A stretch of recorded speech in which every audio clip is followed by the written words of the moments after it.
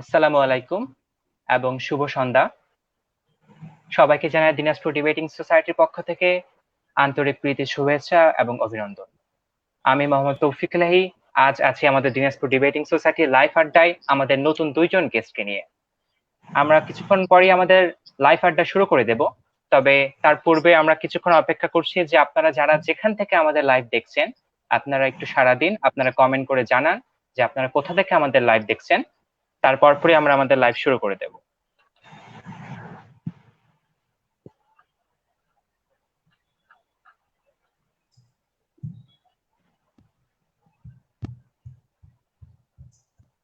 আমাদের সাথে আজকে দুজন বিশিষ্ট গেস্ট রয়েছেন এবং তাদের সাথে আমরা আমাদের লাইভ শুরু করব আজকে। তাই আপনারা যারা যেখান থেকে আছেন কমেন্ট করে জানান।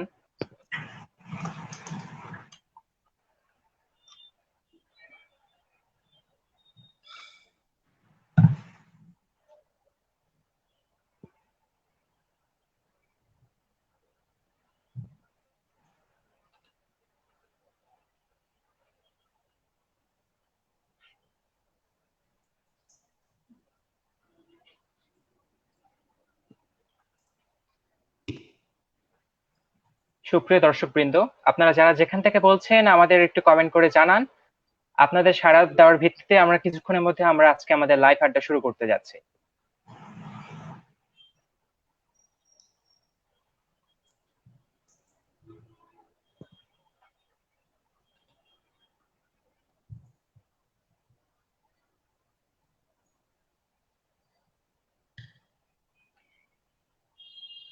ইতিমধ্যে অনেকে আমাদের সাথে যুক্ত হচ্ছেন, আপনারা আর একটু দ্রুত যুক্ত হন। একজন কমেন্ট করেছেন ফারহান হোসেন, হাই ভাইয়া, হ্যালো। ধীরে ধীরে অনেকে যুক্ত হচ্ছেন আমাদের সাথে। আমরা আর খুব বেশি দেরি করব না।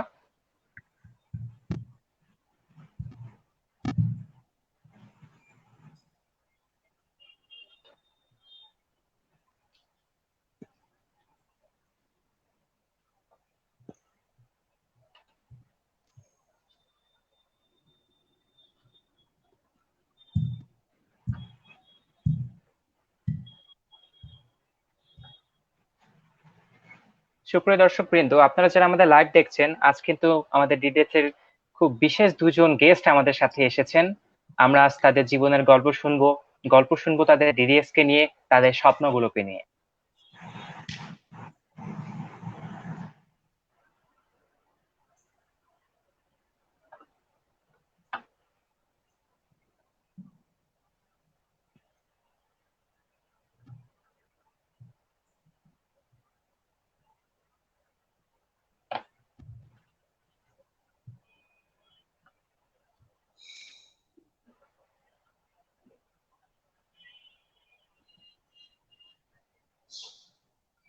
ইতিমধ্যে অনেকে যুক্ত হয়ে গেছেন আমাদের সাথে।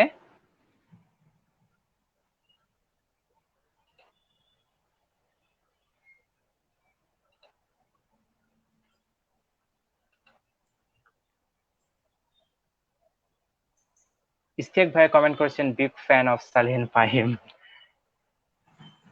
ফাহিম ভাই, তুমি একটু ইস্তিয়াক সাকিব ভাইকে থ্যাংক ইউ জানিয়ে দাও। Thank you Istiaque Sakib, one of my best friend. আচ্ছা, আমরা আমাদের লাইভ শুরু করতে যাচ্ছি। সবাইকে আবারও জানাচ্ছি আসসালামু আলাইকুম। আমি মোহাম্মদ তৌফিক ইলাহি আজকে আমাদের দিনাজপুর ডিবেটিং সোসাইটি লাইভ আড্ডায় হোস্ট হিসেবে থাকছি। আজকে আমাদের লাইভ আড্ডায় দুজন বিশিষ্ট অতিথি রয়েছেন। শুরুতেই তাদের পরিচয় করিয়ে দিতে চাই। প্রথমে আমাদের সাথে আসছেন আমলান মুস্তাফিজ, সম্মানিত সহসভাপতি প্রশাসনিক দিনাজপুর ডিবেটিং সোসাইটি।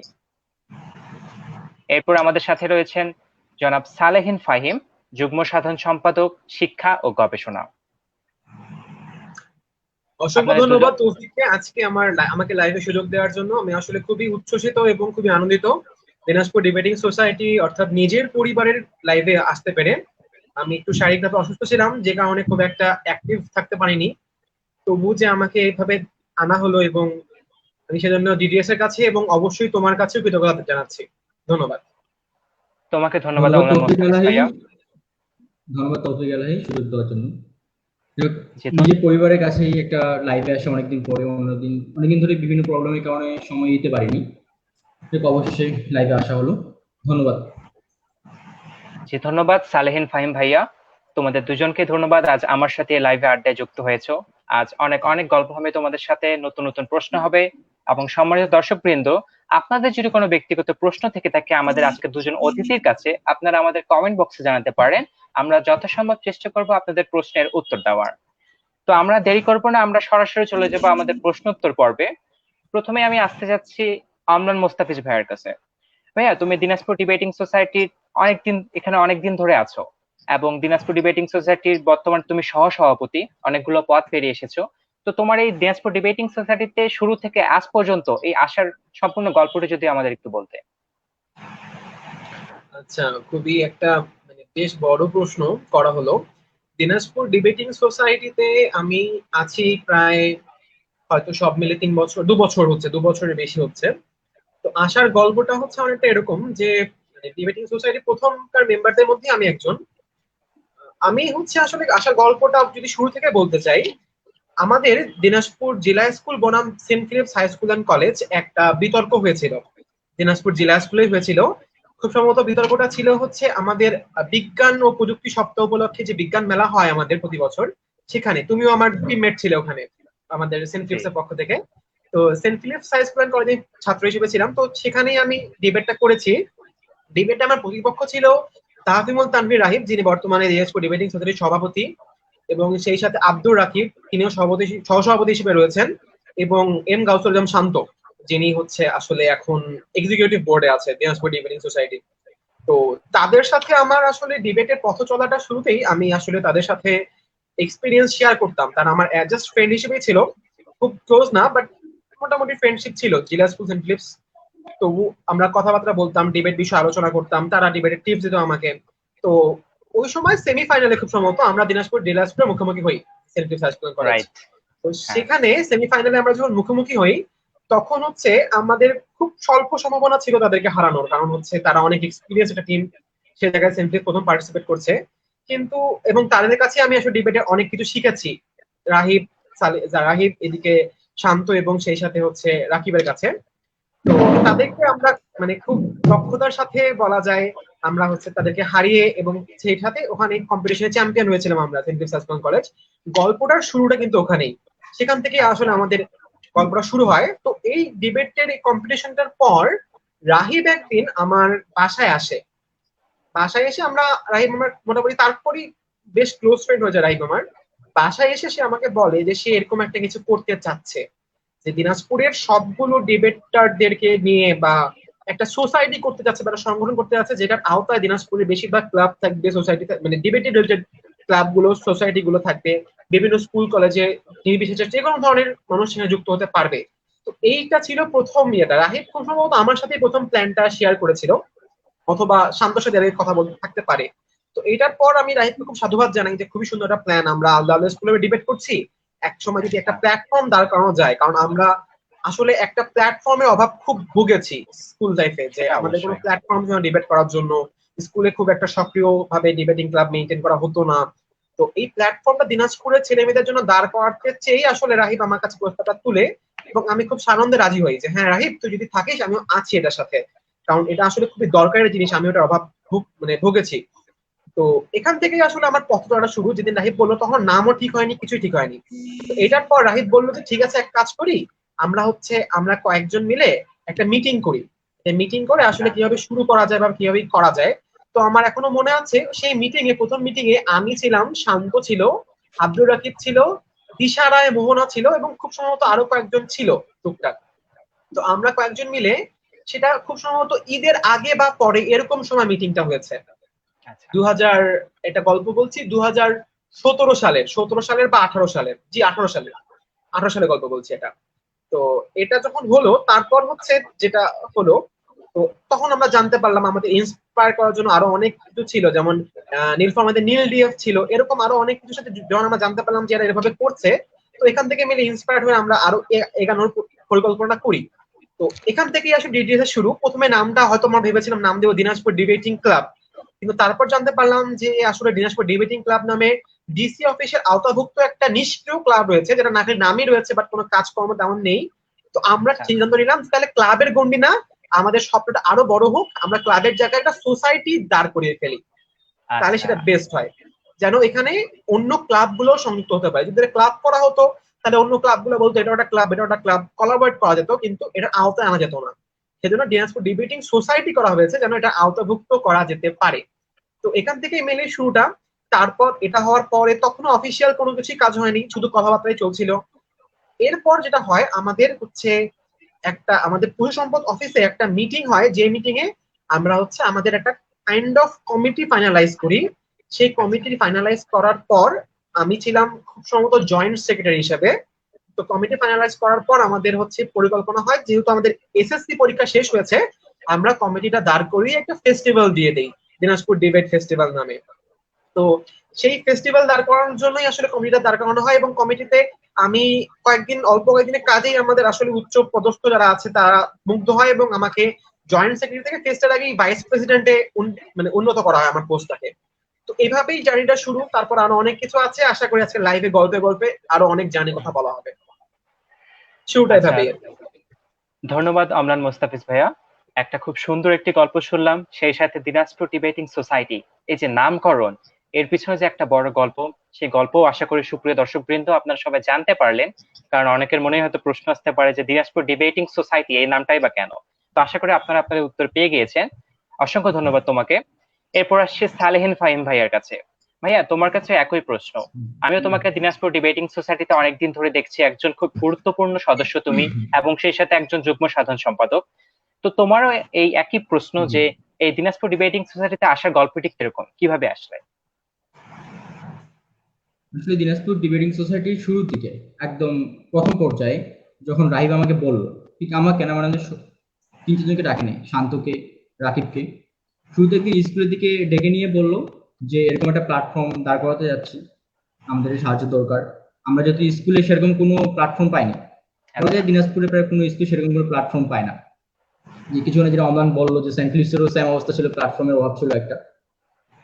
আর সেই প্ল্যাটফর্মের অভাব থেকে শুরু করে তারপর যখন বলা হলো যে এরকম একটা প্ল্যাটফর্ম দাঁড় করানো হবে, তারপর কাজ করা শুরু হলো। তারপর ওই অনলাইন যেটা বললো যে প্রাণী সম্পদ অধিদপ্তর একটা মিটিং ছিল, সেই মিটিং এর মাধ্যমে সব ফাইনাল করা হলো যে কিভাবে ফেস্টে দাঁড় করানো হবে, কিভাবে কাজ করা হবে, কোন কোন পর্যায় থেকে স্টুডেন্টদের ডাকা হবে, এসব বিষয় ফাইনালাইজ করে তারপর প্রতিটা ফেস্ট দেওয়া হয়। সেই ফেস্টের মাধ্যমে আমরা প্রথম বছর প্রচুর পরিমাণে সাড়া পাই। আর সেই ফেস্ট দাঁড় করাতে গিয়ে আমাদের সকলেরই অক্লান্ত পরিশ্রম ছিল, অনেকেই নিজ অবস্থান থেকে খুব ভালোভাবে চেষ্টা করেছি। এইভাবে মূলত আমাদের ডিডিএস বা দিনাজপুর ডিবেটিং সোসাইটিকে দাঁড় করানো। আচ্ছা, ধন্যবাদ। সংক্ষিপ্ত হয়ে বলতে গেলে এতটুকুই। ধন্যবাদ সালেহিন ফাহিম ভাইয়া।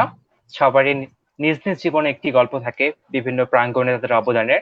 আমরা আরো নতুন নতুন প্রশ্ন নিয়ে তোমাদের সামনে আসবো। এরপর আমি আবার আসছি অমলান মোস্তাফিজ ভাইয়ের কাছে। ভাইয়া, তুমি তো দিনাজপুর ডিবেটিং সোসাইটিতে আসার গল্পটি বললে, কিন্তু বিতর্ক কিন্তু এরও আগে থেকে তুমি চর্চা করো আমি জানি। তো বিতর্কের সাথে জড়িত হলে কিভাবে? আচ্ছা আচ্ছা, এটা আসলে প্রশ্নটার উত্তরের সাথে দিনাজপুর ডিবেটিং সোসাইটি রিলেটেড অনেক মানুষের একটা মানে প্রসঙ্গ তো চলে আসবে। তো আচ্ছা প্রথমে বলতে গেলে কি, ডিবেট সম্পর্কে আমি ছোট থেকে আসলে খুব ইন্টারেস্টেড ছিলাম অলিম্পিয়াড গুলো নিয়ে। ম্যাথ অলিম্পিয়াড, ফিজিক্স অলিম্পিয়াড, এগুলো অলিম্পিয়াডে আমি আগে খুব অংশগ্রহণ করতাম, খুব আগ্রহ নিয়ে। প্রাইজ পেতাম না প্রথম দিকে, কিন্তু খুব আগ্রহ নিয়ে অংশগ্রহণ করতাম বটে, যে একটা অলিম্পিয়াডে যাবো, একটা সুন্দর একটা ইয়ে। তো আসলে এই জিনিসটা আমার খুব ভালো লাগতো, যে হচ্ছে আচ্ছা একটা কম্পিটিশন যেটা মানে এক্সট্রা কারিকুলার লাইফ যেটা, এটাকে আমার খুব আকর্ষণীয় মনে হতো, আমার খুব টানতো ছোট থেকে। ছোটবেলায় আমি খুব চুপচাপ একটা ছেলে ছিলাম, মানে খুব একটা বেশি কথাবার্তা বলতাম না। তো তো আমার আসলে সবসময় একটা ফ্যান্টাসি বা একটা ইচ্ছা ছিল যে আমি হচ্ছে মানে ইন্ট্রোভার্ট থেকে এক্সট্রোভার্ট হব, বা মানে খুব মানে খোলামেলা মিশতে পারবো, সবার সাথে কথা বলতে পারবো, সবার সাথে ভালো মতো গুছিয়ে কথা বলবো, একটা এই অবস্থানে আসবো। তো এটার আসলে এই মানে এই চাহিদাটা থেকেই আসলে আমি ছোট থেকে এইটার পথ চলা শুরু করি। তো এক্সট্রা কারিকুলার থাকতে থাকতে আমাকে হঠাৎ করে মানে এরকম প্রসঙ্গ থাকতে থাকতে আমি আসলে পরিচিত হই রাহিবের সাথে। তো রাহিবের কাছে মোটামুটি ইন্সপায়ারেশনটা আসে ডিবেট করার, কিন্তু তখন ততদিন আমি ডিবেট টুকটাক করি। তো একদম বেসিক থেকে বলতে গেলে আমার বাবা আমার মা দুজনেই বর্তমানে দিনাজপুর ডিবেটিং সোসাইটিতে অ্যাডভাইজার প্যানেলে রয়েছেন। তো তারা আসলে ছোট থেকে ডিবেট করতেন, খুব ছোট বয়স থেকে একদম কলেজ ইউনিভার্সিটি লেভেল পর্যন্ত তারা বিতর্ক করে এসেছেন। তো আমি যখন প্রথম শুনি যে বিতর্ক নামে জিনিস আছে, মানে অলিম্পিয়াড করতে গিয়ে শুনি বিতর্ক করা হয়, ভিতরে হচ্ছে একটা জিনিস টপিক নিয়ে আলোচনা করা হয়, যুক্তি উপস্থাপন করা হয়, তথ্য উপস্থাপন করা হয়। তো এই জিনিসটা যখন জানতে পারি তখন বাবা মাকে জিজ্ঞেস করি, বাবা মা তখন খুব সানন্দে আমাকে বলে যে আমরা তখন ক্লাস 4 এর দিকে ঘটনা, 4-5 ঘটনা, 4-5 কিন্তু বিভিন্ন রকমের প্ল্যাটফর্ম বর্তমানে দিনাজপুর ডিবেটিং সোসাইটি ছাড়া খুব কম আছে, স্কুল লেভেলে খুব বেশি হুম 4-5 হুম এ দেওয়া হয় না, 6 থেকে দেওয়া হয়। তো 4-5 এর ঠিক। ঘটনা এটা। তো বাবা মা তখন আমাকে বলে এটা এভাবে করতে হয়। তো মানে মেইন প্রাথমিক ইন্সপিরেশনটা আসলে বাবা মার কাছ থেকেই আসে, যেহেতু তারা ছোটবেলা থেকে ডিবেটার ছিল এবং খুব ভালো মাপের ডিবেটার ছিল, বা বিটিভি টিভিতেও ডিবেট করে এসেছে। তো তারপর যখন হয়, তো আমি যখন তখন আমি জেনে রাখলাম জিনিসটা, খালি তখনও পার্টিসিপেট করা শুরু হয়নি। তো ক্লাস 6 এ এসে সেন্ট জেমস হাই স্কুল কলেজে আসলে ইন্টারনাল একটা ডিবেট কম্পিটিশন হতো, সেটা হচ্ছে হ্যাঁ। অভ্যন্তরীণ। তো একটু মানে কম্পিটিশনটা যে খুব উঁচু মাপের হতো বা খুবই সিরিয়াসনেস হতো তা না, মানে জাস্ট একটা মানে প্রথম দিকে জাস্ট ফর শোই হতো তখন, যেটা কম্পিটিশন হচ্ছে, করা দরকার তাই করছি। হুম, তো ওই কম্পিটিশনে যে আমার যখন মনে হয় যে আসলে ডিবেটটা খুব এটা শৈল্পিক বিষয়, একটা খুব সুন্দর বিষয়, আমার ছোট থেকে রিসার্চ করতে বা কোনো একটা জিনিসে গভীরে যেতে খুব ভালো লাগে। মানে আমি যদি কোনো একটা ছোট জিনিসও জানি, আমার সেটা ডিটেলসে জানা বা সেখানে রিসার্চ করা, সেটা ডিটেলসে জেনে একটা অ্যাপ্লাই করা, এই জিনিসটা আমার খুব ভালো লাগে। এই জন্য গবেষণা ধর্মী কাজ আমার খুব প্রিয়। তো ঠিক তেমনই আমার হচ্ছে যখন জানতে পারলাম যে ডিবেট করার জন্য এত কিছু ঘাটাঘাটি করতে হয়, একটা টপিকের একদম কি বলবো A to Z একদম অ্যানালাইসিস করতে হয়, তখন আমার জিনিসটা আরো আগ্রহ হলো, আরে এটা তো আমি করতে যাচ্ছি, আমার তো এটাই ভালো লাগে। তো এই ভালো লাগা থেকে সেন্টারে ডিবেট করা শুরু করি। বাট প্রফেশনালিজমটা কখনো আসেনি। বাবাকে বলতাম বাবা কিভাবে ডিবেট করতে হয়, বাবা একটা ছোটখাটো স্ক্রিপ্টের দাঁড় করে দিত, আমি সেটা এডিটেড করে বলতাম, স্টেজে যে হাত পা কাঁপতো এরকম অবস্থা হতো। তো এমন মুহূর্তে একটা কম্পিটিশন আমার রাহিবের সাথে পরিচয়। রাহিব তখন আমাকে ডিবেটের মানে প্রফেশনালিজমটা আনা শেখায় আর কি। এইটা প্রফেশনালিজমটা রাহিবের কাছ থেকে পাওয়া, যিনি বর্তমানে দিনাজপুর ডিবেটিং সোসাইটির সভাপতি হিসেবে রয়েছেন। তো এই দিক দিয়ে আমি তার কাছে কৃতজ্ঞ যে সে প্রফেশনালিজমটা এনে দেয় আমাকে। ফোনে কথা বলতাম, দেখা করতাম, ছোট বয়সে আর কি 6-7 দিয়ে হন এটা, ওর সাথে কথা বলে বলে আচ্ছা ঠিক আছে। তারপর থেকে 7-8 থেকে আমি স্কুলেই প্রফেশনাল ডিবেট করা শুরু করি। আর তারপর তো স্কুলের বাইরেও ডিবেট করা শুরু করি টুকটাক। তো এভাবে আসলে ডিবেটে পদার্পণ, এখানে স্কুল, বাবা মা এবং সেই সাথে এক্সট্রা কারিকুলার অ্যাক্টিভিটির পাশাপাশি রাহিবের একটা ভূমিকা আছে ছোটখাটো, মানে প্রফেশনালিজমটাতে আসার ক্ষেত্রে, এই আর কি। যাক, খুব বড় একটা হিস্ট্রি যে বিতর্ক তোমার জীবনে কিভাবে এলো অথবা তুমি কিভাবে বিতর্কের সাথে যুক্ত হলে, খুব বড় একটা গল্প। তো এই পর্যায়ে আমরা আমাদের যারা দর্শক তাদের মধ্যে থেকে একটি প্রশ্ন নিব আমরান ভাইয়ের কাছে। ইশতিয়াক সাকিব ভাইয়া বলেছেন, আমরান মুস্তাফিজ স্যার, আপনি তো দিনাজপুরের অনেক পরিচিত মুখ, তো নতুন যারা বিতর্ক শিখতে চায় তারা কি আপনাকে অনুসরণ করতে পারে? অবশ্যই পারে, যদি কেউ মনে করে আমার ডিবেটিং ক্যারিয়ারটা এনাফ স্ট্রং বা এনাফ বা কেউ যদি আমাকে দেখে ক্ষুদ্রভাবে ইন্সপায়ার্ড হয়, তাহলে অবশ্যই আমাকে অনুসরণ করতে পারে। আমি সেক্ষেত্রে আমি অবশ্যই তাদেরকে আরো অনুপ্রেরণা দেব বা আরো যত সম্ভব হেল্প করব, কারণ আমার মানুষকে হেল্প করতে খুব ভালো লাগে। তো কিন্তু আমার মনে হয় পার্সোনালি যে আমার থেকেও ভালো বা উঁচু মাপের ডিবেটার যারা অনেক বেশি এক্সপিরিয়েন্স এমন এক্সিস্ট করে আসলে। তো আসলে আমি এখনো অনুসরণীয় পর্যায়ে এই পর্যন্ত যাইনি। তো অনুসরণীয় পর্যায়ে যারা গিয়েছেন এরকম অনেকেই আছে দিনাজপুরে, তাদেরকে ফলো করলে আমার মনে হয় বর্তমানে বেটার হয়। আমি অবশ্যই আশা রাখছি যে আমি আরো ফিউচারে ভার্সিটি লেভেল আরো ডিবেট করব, সে সময় হুম গিয়ে হুম আমাকে অনুসরণ করলে আরো বেটার হয় আর কি, এটাই। আচ্ছা, ধন্যবাদ আমরান মুস্তাফিজ ভাইয়া এবং ইশতিয়াক সাকিব ভাই। আশা করি তুমি তোমার প্রশ্নের উত্তর পেয়ে গিয়েছো। এরপর আমি আবার আসছি সালহিন ফাহিম ভাইয়ের কাছে। ভাইয়া, আমি জি যতটুকু জানি যে দিনাজপুর ডিবেটিং সোসাইটিতে আসার পূর্বেও তুমি বিতর্কের সাথে যুক্ত ছিলে। তো এইভাবে জি বিতর্কের সাথে যুক্ত হওয়ার গল্পটি কিরকম, কিসের মাধ্যমে বা কিভাবে যুক্ত হলে? বিতর্ক শুরুর বিষয়টা আমি দেখি যখন আমাদের স্কুলের সিনিয়র ভাইয়া জাকির ভাইয়া যখন বিতর্ক করতেন আচ্ছা বিভিন্ন স্কুলে বিভিন্ন প্রোগ্রামের মধ্যে ওইরকম বিতর্ক করতেন, তখন বিষয়টা দেখে জাস্ট ভাবতাম যে আমি এইভাবে কথা বলতে পারবো কি কখনো। বিষয় এই ধরনের লাগতো যে আমি আচ্ছা কথা খুবই কম বলতাম, এখনো যদি খুবই কম কথা বলি, কথা খুবই কম বলতাম, মিশতাম মানুষের সাথে খুবই কম। তো এই দিক থেকে আমার একটা লেগেছিল আর কি, মানুষের হুম সাথে মিশা, মানুষের সাথে কন্ট্যাক্ট করা। তো এই দিকটা বেশি ইন্সপায়ার করে জাকির ভাই আমাকে, যে মানুষের সাথে মিশতে শিখো, কথা বলতে শিখো, বিতর্ক করো, নিজের আচ্ছা জড়তাগুলো দূর করো, এই বিষয় ছিল। তারপর সর্বপ্রথম যে মনে পড়ে ডিবেট হয়েছিল ক্লাস 7-এ, আমাদের ক্লাস টিচার হঠাৎ করে ক্লাস এসে বললেন যে তোমাদের আজকে ডিবেট হবে একটা, যে ক্লাসে বেঞ্চের এই সারি আর হলো আরেক সারি, এই দুই সারির মধ্যে বিতর্ক হবে। তো আচ্ছা যাই হোক, তখন শুরুতে হাতে ঘুরিয়ে, কিন্তু সব প্রফেশনাল ছিল না, এমনি মজা করে বিতর্ক আর কি শুরু করা। তারপর মূলত প্রফেশনাল বিতর্ক শুরু করা হয় ক্লাস 9-এ। একদিন আমাদের স্কুলে মমতাজ যিনি দায়িত্বে ছিলেন আমাদের ডিবেটিং সোসাইটি, মানে স্কুলে যে ডিবেটিং ক্লাবটা ছিল, বেশিরভাগ যে দায়িত্বে ছিলেন সেদিন, তার আগে একদিন সন্ধ্যার সময় ফোন করে বললেন কালকে হাইডেন্সি ডিবেট আছে, তোমাদেরকে যেতে হবে। আমাকে বললেন, তারপর রাহিবকে, তারপর আমাদের সহসভাপতি রাকিবকে। তারপর তো মানে পুরো অবাক হয়ে গেছিলাম যে ডিবেট করিনি আগে, যেহেতু হঠাৎ করে এভাবে একটা অফার পাওয়া, যে হাইলাম এসে ওয়েট্রামে ডিবেট করা, বিষয়টা আচ্ছা। কেমন ধরনের একটু, তবুও আমার হ্যাঁ। মন পারফরমেন্স মানে আগে এরকম এক্সপিরিয়েন্স ছিলই না, আর সেরকম প্রথমবারই একটু মঞ্চে পারফর্ম করা সেটা খুবই টাফ ছিল আমাদের জন্য। আর সেখানে মূলত রাকিব আগে ডিবেট করেছিল স্কুলে, কিন্তু রাহিব আর আমার সেখানে হাতে খড়ি ছিল একটা, যে ডিবেটে আর কি প্রথম ডিবেট, বাট মঞ্চে গিয়ে মানে খুব একটা খারাপ অবস্থা ছিল আর কি। আমি প্রথম দিকে যেমন যখন স্টেজে উঠি আমি পা দিই যখন, আমার মনে হচ্ছিল যে আমি সেলিব্রিটি হয়ে গেছি নাকি এই ধরনের কিছু একটা, মঞ্চে কথা সেলিব্রিটি। বলবো এখন। হ্যাঁ, তারপর যখন মাইকটা হাতে নিই, সত্যি আমি বলি যে প্রচুর পা কাঁপতেছিল, আমার হাত তো কাঁপতেছিল, মানে আল্লাহ। বুঝতে পারতেছিলাম যে আমি কিভাবে কথা বলবো। আচ্ছা। প্রথমবারের মতো এইভাবে একটা বড় প্ল্যাটফর্ম পাওয়া, সেটা অনেক সৌভাগ্যের ব্যাপার ছিল একটা। কথা বলতে গিয়ে আমি, হ্যাঁ 4 মিনিট টাইম ছিল, কিন্তু আমি 3 মিনিটে বলে শেষ করে দিয়েছিলাম। আমি একদিন বুঝতে পারতেছিলাম না যে কিভাবে বাকি 1 মিনিট কভার করবো। শেষ পর্যন্ত বললাম ঠিক আছে, ধন্যবাদ মাননীয় সভাপতি, বলে আমি আমি কিছু বলতে পারিনি। সেই ক্ষেত্রে মানে ডিবেটে তখন থেকে মূলত হাতে খড়িটা তখন থেকেই ডিবেট শুরু করা। আর তারপর হয়তো 1.5-2 বছর ডিবেট করেছি। এখন ডিবেটের খুব একটা মানে করি না ডিবেট তেমন প্রফেশনালি, কিন্তু মাঝে মাঝে ডিবেট করি আর কি, মানে খুব একটা আগের মতো হয় না। আচ্ছা। আমি মূলত ডিবেটে হাতে খড়িটা ডিবেট এইভাবে চালিয়ে যাচ্ছি আর কি। আচ্ছা, ধন্যবাদ। ধন্যবাদ সালেহিন ফাহিম ভাইয়া।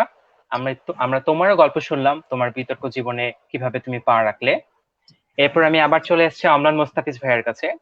অমলান ভাইয়া, দিনাজপুর ডিবেটিং সোসাইটি, এই সোসাইটি আমাদের দিনাজপুরে হলেও আমাদের কিন্তু নামডাক দিনাজপুর ছাড়া বাংলাদেশের অনেক জেলায় রয়েছে, এবং বাংলাদেশের অনেক জেলার শিক্ষার্থীরা আমাদের দিনাজপুর ডিবেটিং সোসাইটিতে আমাদের এই সোসাইটি বিষয়ে জানেন এবং আমাদের সাথে যুক্ত হওয়ার চেষ্টা করেন। তো তোমার মতে আমাদের দিনাজপুর ডিবেটিং সোসাইটির কোন বিষয়টি প্রকৃতপক্ষে আমাদের এই সোসাইটিকে অন্যতম করেছে?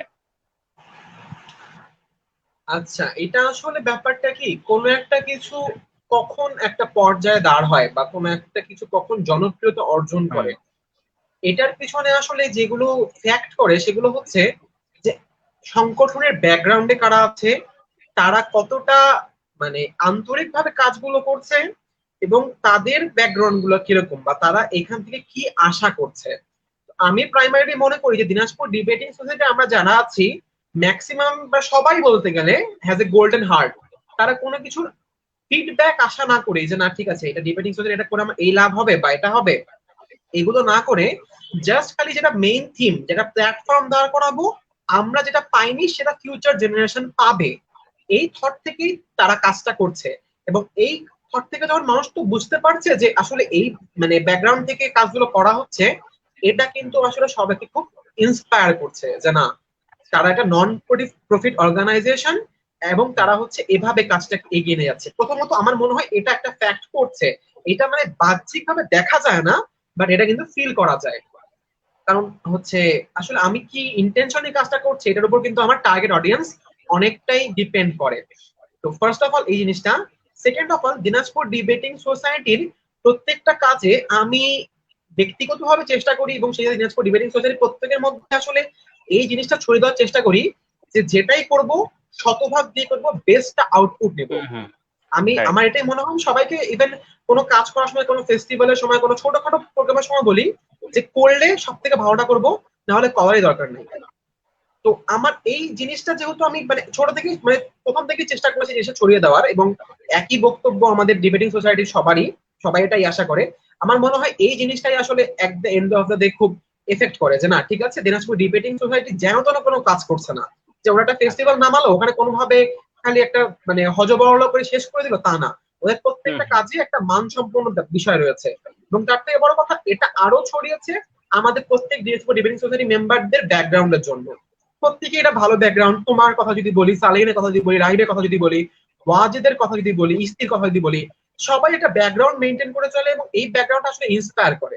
যখন আমরা একদম। আসলে নিজেদের মধ্যে একটা পজিটিভিটি ছড়িয়ে দিতে পারবো, যখন সবাই থেকে ভাববে যে না সেই ছেলেটা ভালো, বা তার মধ্যে একটা পজিটিভিটি দেখা যাচ্ছে, বা তার একটা হুম, ব্যাকগ্রাউন্ড হুম। দেখা যাচ্ছে, Correct. তখন কিন্তু সে ব্যক্তিগতভাবেই আগ্রহী হবে যে মানে তার সাথে রিলেটেড কি কি আছে, তখন সে ফাইন্ড আউট করার চেষ্টা করবে যে জিনিসটা আসলে দিনাজপুর ডিবেটিং সোসাইটি।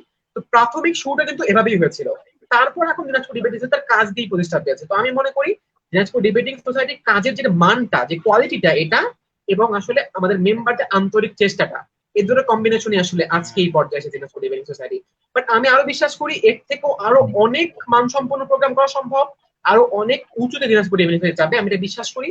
তো ইনশাআল্লাহ আমাদের স্বপ্ন সফল হবে। আচ্ছা, অসংখ্য ধন্যবাদ অমরান মোস্তাফিজ ভাইয়া। আমিও তোমার কথার সাথে একমত যে এই বিষয়গুলো আসলে আমাদের দিনাজপুর ডিবেটিং সোসাইটিকে অন্য সকলদের ক্ষেত্রে একটা অন্যতম সোসাইটিতে পরিণত করেছে।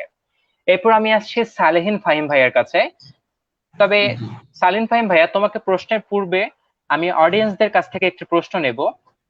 তাহফিমুল তানভীর রাহিদ, সম্মানিত সভাপতি দিনাজপুর ডিবেটিং সোসাইটি, তিনি তোমাকে উদ্দেশ্য করে প্রশ্ন করেছেন যে দিনাজপুরের সংসদীয় বিতর্কের প্রচলন মূল বাহক হিসেবে যার নাম উচ্চারিত হয় তাদের মধ্যে সালেহিন ফাহিম একজন। তো ব্যক্তিগতভাবে বিতর্কের কোন ফরম্যাটে নিজেকে খুঁজে পান আপনি, সনাতনী, বারোয়ারি নাকি সংসদীয়? হ্যাঁ, আমি এই ক্ষেত্রে রাহিবকে বলবো যে আমাদের দিনাজপুরের প্রথম যে সংসদীয় বিতর্কটা হয় সেখানে আমরা তিনজন ছিলাম, রাহিব, আমি আর আব্দুর রাকিব, মানে সহসভাপতি।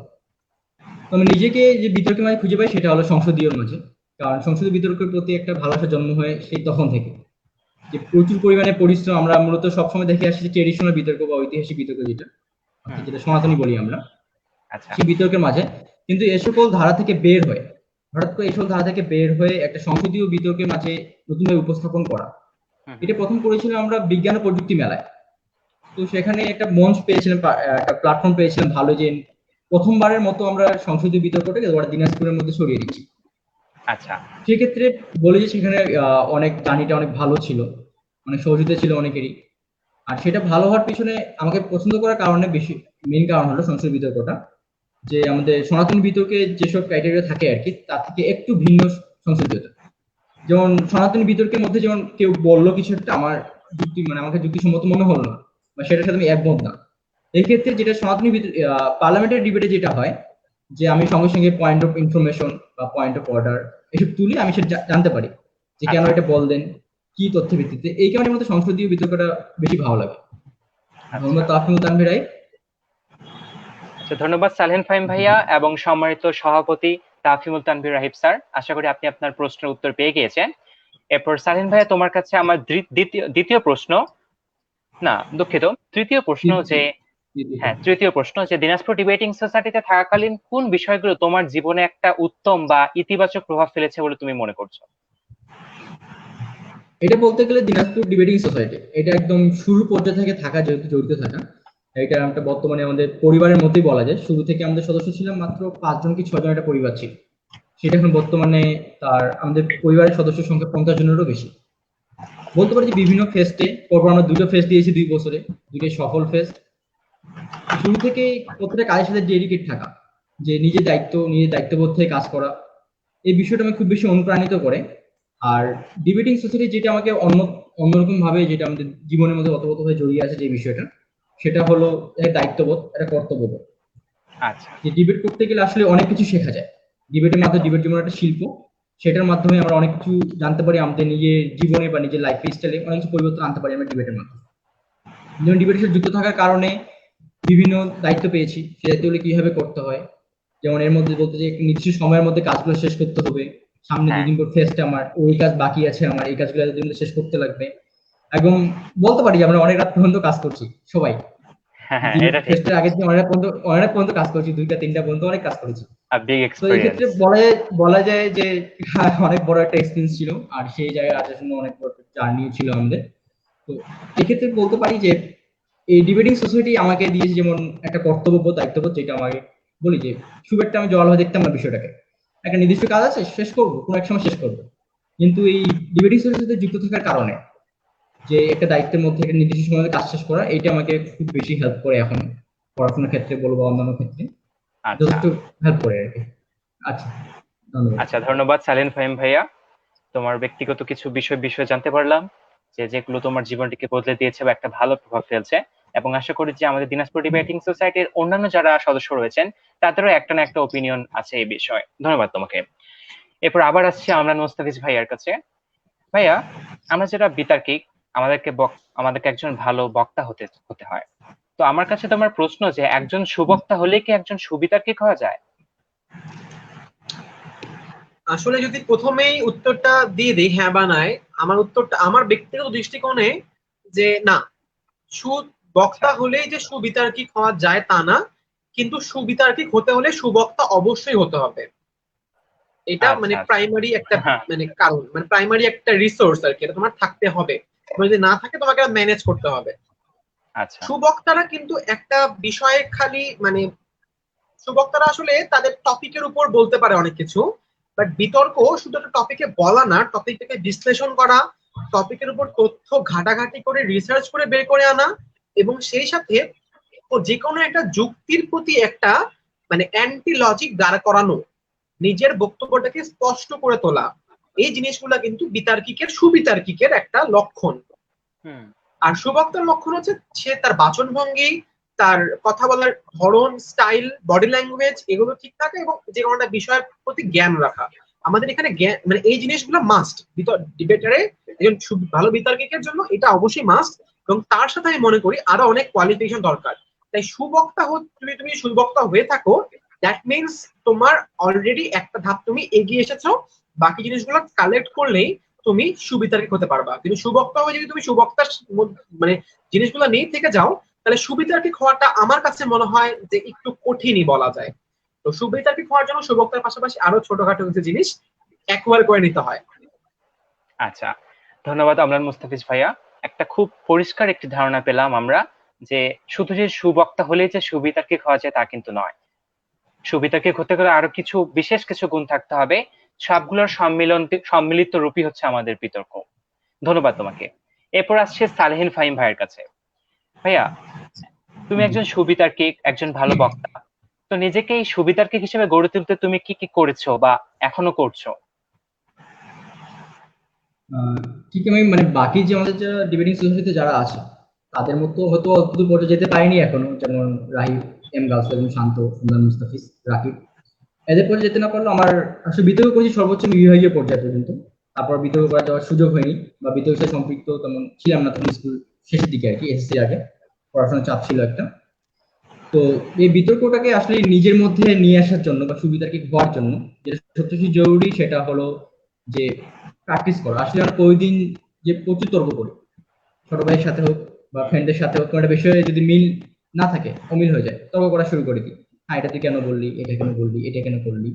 তো এই তর্ক থেকে মূলত সাধারণ দৃষ্টিকোণ থেকে আমরা দেখি যে তর্ক থেকে আসলে উঠে আসে তার্কিক হয়, যে ভালোভাবে যুক্তিসম্মত ভাবে বিভিন্ন যুক্তি দিয়ে একটা বিষয়ের পক্ষে আমি কথা বলতেছি, একটা বিষয়ের পক্ষে কথা বলছি আমি, এই বিষয়টাকে প্রতিষ্ঠা করার জন্য যত কিছু দরকার, বিভিন্ন তত্ত্ব, উপাত্ত, স্ট্যাটিস্টিক্স, বিভিন্ন বিষয়গুলোকে আমি নিজের মধ্যে নিয়ে এই সবগুলো সমন্বয় দিয়ে আমি একটা কথা বলতেছি। মানে আমার কথার মধ্যে জড়ালো ভাব আছে, আমি অযথা একটা কথা বলছি না।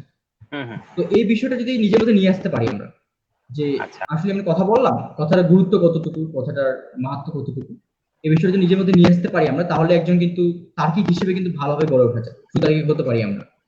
তো আমি বলি যে সুতার্কিক হওয়ার জন্য যেটা সবচেয়ে প্রয়োজন সেটা হলো বিভিন্ন বিষয় সম্পর্কে জ্ঞান রাখা, সেই বিষয় নিয়ে তথ্য রাখা, বিভিন্ন ডাটাগুলো রাখা।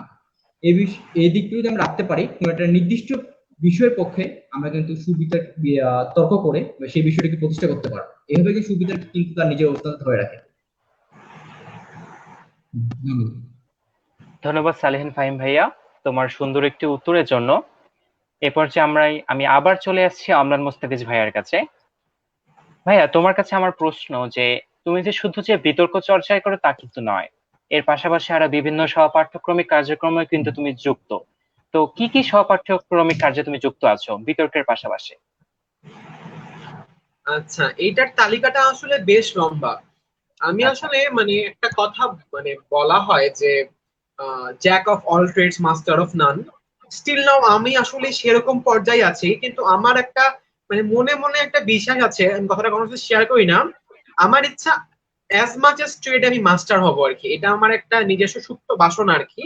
এজন্য আচ্ছা। আমি কাইন্ড অফ অনেক বিষয় ইন্টারেস্টেড হই, এবং যেহেতু যে কোনো একটা কিছুরই গভীরে ঢোকার ইচ্ছা, আমি সেটার সাথে লেগে থাকার চেষ্টা করি যতক্ষণ আমি হতাশ হচ্ছি। তো আচ্ছা। যেমন আমি মানে ইয়ের পাশাপাশি মানে আমার হচ্ছে দিনাজপুর ডিবেটিং সোসাইটিতে সহসভাপতি পদে থাকার পাশাপাশি আমি ন্যাশনাল নিউজ পেপার অলিম্পিয়াড, একটা মানে পৃথিবীব্যাপী অলিম্পিয়াড বর্তমানে হয়ে গিয়েছে, সেটার সেক্রেটারি অফ ইন্টারন্যাশনাল অ্যাফেয়ার্স, মানে বাংলাদেশের বাইরে আরো 9টা কান্ট্রিতে এনএনওর কাজ আছে, তো 9টা কান্ট্রির দায়িত্ব আমি সামলাচ্ছি। এটা একটা বড় কাজ পড়াশোনার পাশাপাশি। অনেকে বিদেশে অনেকখানে যোগাযোগ করতে হয়, ফিউচারে হয়তো এটা সুযোগে সুবাদে বিদেশে যাওয়া হতে পারে। এটা একটা কাজ, বর্তমানে এটাই সবচেয়ে মানে ডিডিএস এর পরে সেটাই সবচেয়ে হাইলাইটেড কাজ। তাছাড়াও যদি বলি, আমার ভালো লাগে গান করতে, মানে ভায়োলিন বাজাতে। আমি ভায়োলিন শিখছি অনেকদিন থেকে। তার পাশাপাশি হচ্ছে অলিম্পিয়াড সেক্টরে তো মানে দীর্ঘদিন অ্যাক্টিভ ছিলাম। ইন্টার লাইফে উঠে অলিম্পিয়াড সেক্টরটাতে একটু পিছিয়ে গিয়েছি আসলে অনেক কারণে, ইন্টারে পড়াশোনার চাপ মিলে সবকিছু। বাট ইন্টার ফার্স্ট ইয়ার পর্যন্ত আমি খুব অ্যাক্টিভ ছিলাম অলিম্পিয়াড সেক্টরে। এটা একটা সেক্টর বলা যেতে পারে। তার পাশাপাশি কবিতা আবৃত্তি করতে খুব ভালো লাগে, যদিও এটা আমি কখনো প্রকাশ করি না বা কারোর সাথে করি না, নিজে যে আবৃত্তি করছি। টুকটাক লেখালেখিও করতাম, এখন এটা তো একটু ভাটা পড়েছে। তো এরকম আরো টুকটাক ছোটখাটো ছবি আঁকার প্রতি ইন্টারেস্ট আছে। এরকম অনেক কিছুতেই ছোটখাটো ইন্টারেস্ট আছে, বাট এগিয়ে যেতে চাই আসলে ডিডিএস বিতর্ক এনএনওর এই কার্যক্রমটা, সেই সাথে নিজের মিউজিক্যাল কনসেপ্ট গুলো নিয়ে, এবং সেই সাথে এইরকম ছোটখাটো বিষয়গুলো নিয়ে আসলে এগিয়ে যেতে চাই। আর হচ্ছে এক্সট্রা কারিকুলার অ্যাক্টিভিটিতে আসাটা আসলে ইন্সপিরেশনটা পেয়েছি আসলে এটা থেকেই, যে আসলে এখান থেকে থাকলে আসলে ছোট থেকেই একটা এক্সেপশনের মধ্যে প্লাস একটা বড় জগতের মধ্যে থাকা যায়। আমাদের মনটা সংকীর্ণ তখনই হয় যখন আমরা ছোট একটা গণ্ডির মধ্যে থাকি। তো মনের সংকীর্ণতা দূর করে একটা বড় পর্যায়ে আসার জন্য, পৃথিবীটাকে দেখার জন্য, বা অ্যাজ মাচ অ্যাজ পসিবল জিনিস সম্পর্কে জানার জন্যই আসলে এতগুলো জিনিসে আসা। আমার মনে হয় যে পৃথিবীটা অনেক বড়, তো আমাদের আয়ু খুব বেশি না সে তুলনায়। পৃথিবীটা যতটা বড় সে তুলনায় আমাদের আয়ুটা খুবই ক্ষুদ্র আর কি। তো সে তুলনায় এই ক্ষুদ্র আয়ুর মধ্যেই যত অল্প সময় থেকে পৃথিবীর বাকি জিনিসগুলো একটু একটু করে হলেও জানার চেষ্টা করব, সেগুলোতেই আসলে জীবনের একটা সাফল্য বা একটা পরিতৃপ্তি খুঁজে পাওয়া যেতে পারে, আমি এটা বিশ্বাস করি। তো সেজন্য এখন থেকেই আসলে চেষ্টা করি। আমার আসলে দুটো স্বপ্ন আছে, যে স্বপ্নগুলোকে প্রতিষ্ঠা করার জন্য আমি আরো বেশি লেগে থাকি। তার মধ্যে একটা হচ্ছে আমার স্কুলকে নিয়ে, আমার saint James high school and কলেজকে নিয়ে। এখানে আমি অনেক প্ল্যাটফর্মে ভুগেছি। তুমিও তো আমার স্কুলের জুনিয়র তৌফিক, সেক্ষেত্রে তুমিও জানো স্কুলকে নিয়ে আমার স্বপ্ন অনেক বড়। স্কুলকে আমি ইতিমধ্যে স্কুলে মডেল ইউনাইটেড নেশনস অ্যাসোসিয়েশনের প্রতিষ্ঠা করেছি, তুমি তো জানোই। তো এই ইউনিয়নের সাথে যুক্ত আছি টুকটাক, যদিও সেখানে অ্যাক্টিভ হবো ইনশাআল্লাহ কয়েকদিনের মাথায়, এখনো সেখানে অ্যাক্টিভ হওয়া হয়নি, কিন্তু এই ইউনিয়নের সেক্টরে অ্যাক্টিভ হওয়ার ইচ্ছা, যেহেতু স্কুলে একটা করেছি। তো পাশাপাশি স্কুল কিনে আমার স্বপ্ন প্রাথমিকভাবে, তারপরে আমার স্বপ্ন দিনাজপুরকে নিয়ে। আমার দিনাজপুর জেলায় এত ট্যালেন্ট আছে, এত পটেনশিয়াল আছে, যেগুলো ভবিষ্যতে যে হারিয়ে যায়।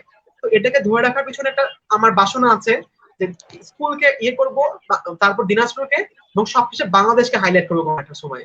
তো এই ইচ্ছাগুলোর জন্য আরো বেশি ইন্সপিরেশন পাই, যেন এক্সট্রা কারিকুলার অ্যাক্টিভিটি গুলো ধরে রাখতে পারি, এগুলোতে আরো ফোকাস করতে পারি, এবং অ্যাজ মাচ এস ট্রেডে আর কি যেন মাস্টার হতে পারি আর কি, এটা ইচ্ছা।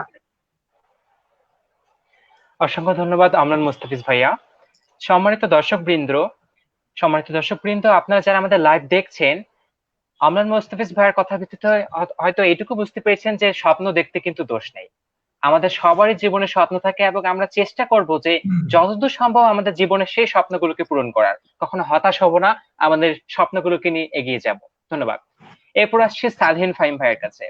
ভাইয়া, তুমি তো অনেকদিন ধরে বিতর্ক করছো, তো এমনকি কোনো বিতর্কের মঞ্চে কোনো মজাদার কোনো অনুভূতি বা কোনো অভিজ্ঞতা আছে বিতর্কের মঞ্চে ঘটে যাওয়া? এরকম আসলে বলা যায় যে অনেকগুলো অভিজ্ঞতা আছে, বা অনেকগুলো অনুভূতি অনেকগুলোই আছে। শুরুতে আমি যেটা বলেছিলাম যে প্রথম বিতর্ক নিয়ে আসলে অনেকগুলো অনুভূতি কাজ করতেছিল তখন, যে প্রথমবারের মতো বিতর্ক কিন্তু মঞ্চে পারফর্ম করছিলাম, প্রথম মঞ্চ বিতর্ক বা ওখানে অভিষেক হওয়া। তো এই বিষয়টা আসলে খুবই টেন্স ছিলাম আর কি। তো সেখানে যদি মজাদার অনুভূতি বলি আমি, যে মাইক নিয়ে দাঁড়িয়ে থাকা, এটা অনেক বড় অনুভূতি ছিল, যে কি বলবো বাট কিছু মুখে আসতেছে না, যে কি বলবো এখন আমি। তো এই বিষয়টাতে প্রথম বিব্রত হয়ে গিয়েছিলাম, যে আসলে মানুষ কিভাবে খারাপ ভাবে দেখছে, যদি তেমন কোনো ছিল না, অডিয়েন্স ছিল না তেমন। তারপর যে অনুভূতিটা ছিল, যে কিছু বলতে না বলতে সবাই একসাথে হাততালি দিয়ে দিচ্ছে ফ্রেন্ডদের মধ্যে। তো কি এমন বলে ফেলছি যে সবাই হাততালি দিচ্ছে, মানে বিষয়টা শুরুর দিকে একদম খুবই মানে ভাবাতো আর কি আমাকে। তারপরে যেটা ছিল, অত রাহিব কি রাকিব কে যেন হয়তো দুজনের মধ্যে কে যেন বলছিল আর কি, যে যখন বিতর্ক কথা বলবো আমরা যেন বিপক্ষ দলের পাশে চোখে দিয়ে তাকাই থাকি। তো এটা একটা খারাপ ইফেক্ট ছিল আমার জন্য আর কি। যাই হোক, আমি প্রথম বিতর্কে যদি কথা বলি, যে তাকাইছিলাম বিপক্ষ দলের দলনেতার দিকে, তো তাকাই চোখের দিকে আই কন্ট্যাক্ট করে কথা বলছি আমি, কিন্তু বলতে বলতে ভাবলাম এক সময় বলতে কথা শেষ, কি মানে বুঝতে পারতেছি না কি বলবো। এরপর আমি পুরো স্কিপ আমি ভুলে গেছি, বিষয় বলা যায় পুরো বিষয়টা ভুলে গেছি কি বিষয় নিয়ে কথা বলতেছিলাম আমি। তো এই বিষয়ে কিছু প্রবলেম আচ্ছা মজাদার আচ্ছা, অনুভূতি বলা যায় এগুলোকে, নেগেটিভ ভাবে মানে পজিটিভ ভাবে নেই, যে আসলে মজাদার অনুভূতি ছিল এগুলো। আরেকটা মজাদার সেটাই। অনুভূতি ছিল যখন সংস্কৃতি বিতর্ক শুরু করি প্রথমবারের মতো। হুম তো হুম। মঞ্চে পারফর্ম করার আগে কিন্তু আমরা বারবার, তখন আমাদের মূলত এই বিষয়ে মেন্টর ছিল আমাদের স্কুলের শিক্ষক নলিনী স্যারের ছেলে মনীষদা, মনীষী ও মনীষদা। হ্যাঁ, সেই দাদা আসলে আমাদের ট্রেন করতেছিল আর কি কিভাবে সংস্কৃতি বিতর্ক করা যায়। সেক্ষেত্রে বারবার যেটা ভুল হচ্ছিল যে যদি আমরা সনাতন বিতর্কে যে ক্ষেত্রে আমরা বলি যে মাননীয় সভাপতি বা মাননীয় মডারেটর, সেক্ষেত্রে বাবা যে স্পিকার বলতে হয় মাননীয় স্পিকার সংস্কৃতিতে, সেটা বারবার ভুল করতেছে। তো সেক্ষেত্রে স্যাররাও বারবার বলতেছে যে ঠিক করো, এটা ঠিক করো। মানে আমি শেষ পর্যন্ত পারছিলাম, কিন্তু শুরুর দিকে একটু সমস্যা হচ্ছে। এগুলো মানে মজাদার অনুভূতি, এগুলো বলা যায়। আর ইনস্ট্যান্ট বিতর্ক করার সময় তো কিছু মজাদার অনুভূতি থাকেই, যে বলতে যাও সেটাই। মানে এটা যে বিষয় না সেই বিষয়ে বাইরে যা কিছু বলতেছি আমি, তো এই বিষয়ে পরে তো ফ্রেন্ডরা আচ্ছা বলে, আচ্ছা। যারা দলে যারা থাকে ওরা বলে যে কি বললি না বললি, এগুলো আসলে পজিটিভলি নেই, মজাদার বিতর্ক আর কি বলা যায়। মানে মজাদার ইভেন্ট এগুলো ছিল আর কি। ধন্যবাদ সালিন ফাহিম ভাইয়া। আসলে সেটাই, বিতর্কের মঞ্চে আমাদের সাথে যখন তখন অনেক কিছু ঘটে ওঠে। তো আমাদের প্রতিটা বিষয়কে আসলে পজিটিভলি নেওয়া দরকার। আমরা যদি নেগেটিভলি নিই, সেটা দেখা যাবে একটা নেতিবাচক প্রভাব ফেলতে পারে আমাদের বিতর্কের জীবনে। ধন্যবাদ ভাইয়া। Exactly. এরপর আমি আবার আসছি অমরান মুস্তাফিজ ভাইয়ার কাছে। ভাইয়া, বিতর্ক এখন বাংলাদেশের সব জায়গায় চর্চা হয় এবং সকলেই দিন দিন আগ্রহী হচ্ছে ব্যাপকভাবে। তো এই বিতর্ককে আমরা আমাদের দেশে কিভাবে একটা শিল্পে রূপান্তর করতে পারি বলে তুমি মনে করো? তৌফিক, খুবই সুন্দর একটা প্রশ্ন করেছো। আসলে আমার নিজেরও স্বপ্ন যে বিতর্ককে একটা শিল্পের পর্যায়ে দাঁড় করানো। আচ্ছা, এইটার উত্তর দিতে হলে একটু গবেষণা ধর্মী উত্তর দিতে হবে। উত্তরটা কিরকম অবশ্যই। হতে পারে যে কোনো একটা কিছু শিল্পের পর্যায়ে কখন দাঁড়ায়। একটা কিছু হুম, শিল্পের পর্যায়ে তখন দাঁড়ায় যখন কয়েকটা জিনিস থাকে এটার মধ্যে ইনক্লুডেড। এক নাম্বার, যখন এটা থেকে কোনো একটা দৃষ্টিগত ভাবে কোনো একটা খুবই পজিটিভ ভাইব্রেশন আসে। যেমন আচ্ছা। আমরা ছবি আঁকা দেখে মুগ্ধ হই, আমরা হচ্ছে হ্যাঁ। একটা গান শুনে মুগ্ধ হই, যেমন আমরা একটা মুভি দেখে মুগ্ধ হই, সিনেমা শিল্প, মানে তারপর মিউজিক শিল্প, তারপর হচ্ছে এরকম চিত্রশিল্প, এগুলোকে আমরা শিল্প বলি। তো ফার্স্ট অফ অল যেটা জিনিস দরকার হয় খুবই, সেটা হচ্ছে যে আমার যখন এটা থেকে একটা কোন একটা কিছুর খুবই সুন্দর একটা মানে আউটলুক থাকে, বা এটা আমাকে মোহিত করে, আমার অন্তরের যে সিক্স সেন্সটাকে গুজবাম্পস এর পর্যায়ে নিয়ে আসে, এটা হচ্ছে আচ্ছা। আমার প্রাথমিক ইয়ে। সেকেন্ডলি, শিল্প হওয়ার শর্ত।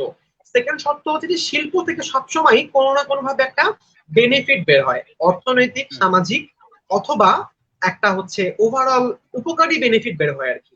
আমি ওভারঅল কথাটা বুঝিয়ে দিলাম আর কি। তো এই আচ্ছা দুটো আচ্ছা। শর্ত প্রাইমারি, একদম প্রাইমারি শর্ত। তো বিতর্কের ক্ষেত্রে সেটা সেম। বিতর্ক এখন পর্যন্ত বাংলাদেশের প্রেক্ষাপটে এটা শিল্পের পর্যায়ে দাঁড়ায়নি, কিন্তু এটা হুম, যদি দাঁড়াতে হয়, তাহলে এটার জন্য ফার্স্ট অফ অল আউটলুকটা খুব সুন্দর হতে হবে। মানে আমাদের বিতার্কিকদেরকে আরো অনেক পরিশীলিত হতে হবে, আরো অনেক মার্জিত, অনেক সুন্দর এবং অনেক, যেটাকে বলে আর কি ম্যাচিওর ডিবেট, সে পর্যায়ে নিয়ে যেতে হুম, হবে প্রথমত।